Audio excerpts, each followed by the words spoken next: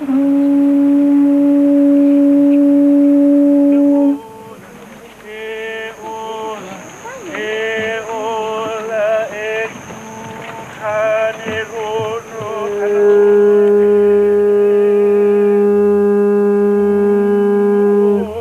deuxième soirée est réservée aux cérémonies plus traditionnelles, la préparation et le partage du kava qui vont sceller l'union des deux communautés face à l'avenir.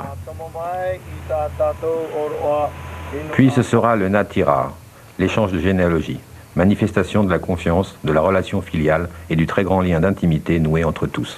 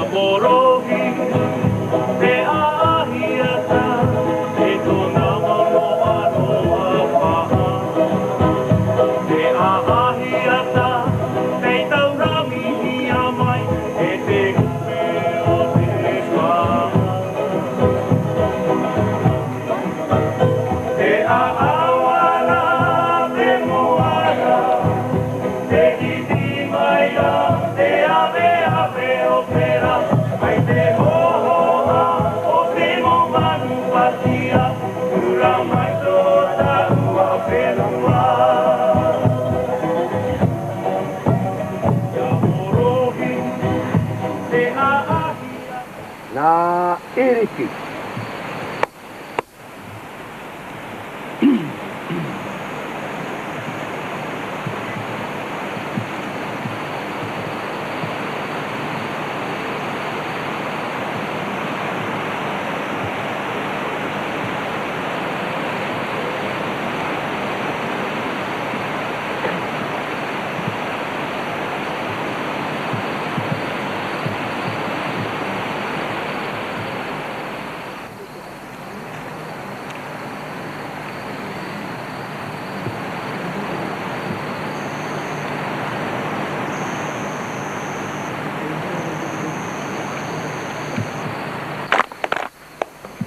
Fight Yaman.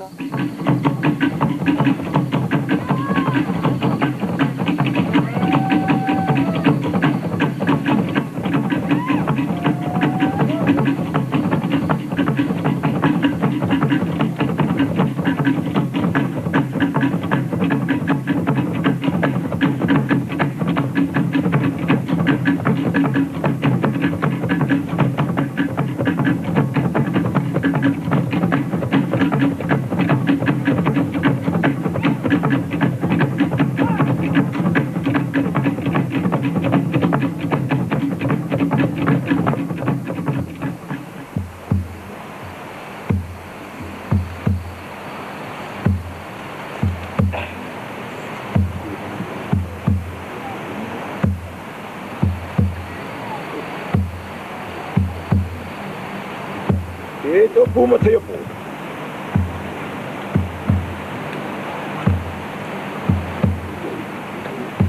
Kanang may tapiriero itiray, atiriero itiray.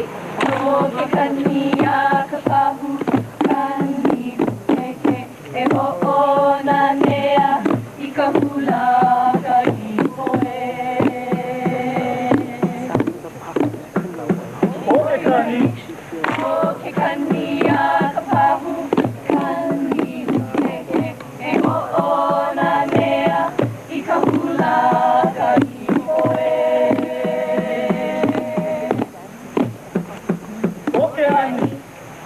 ke ania kalima o ka hea hea mai ke kilohia ka maka ke aloha a ka hua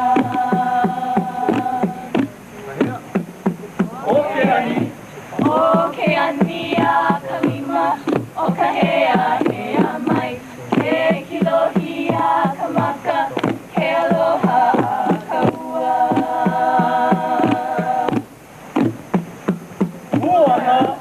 Uana ku'uike o haena I ka pali kaku o ke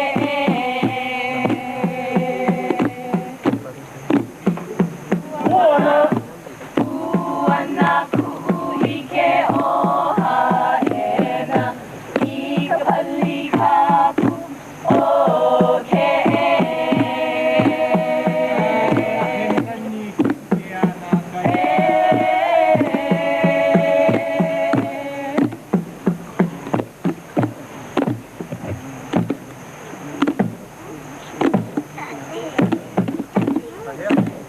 Hey, no, no.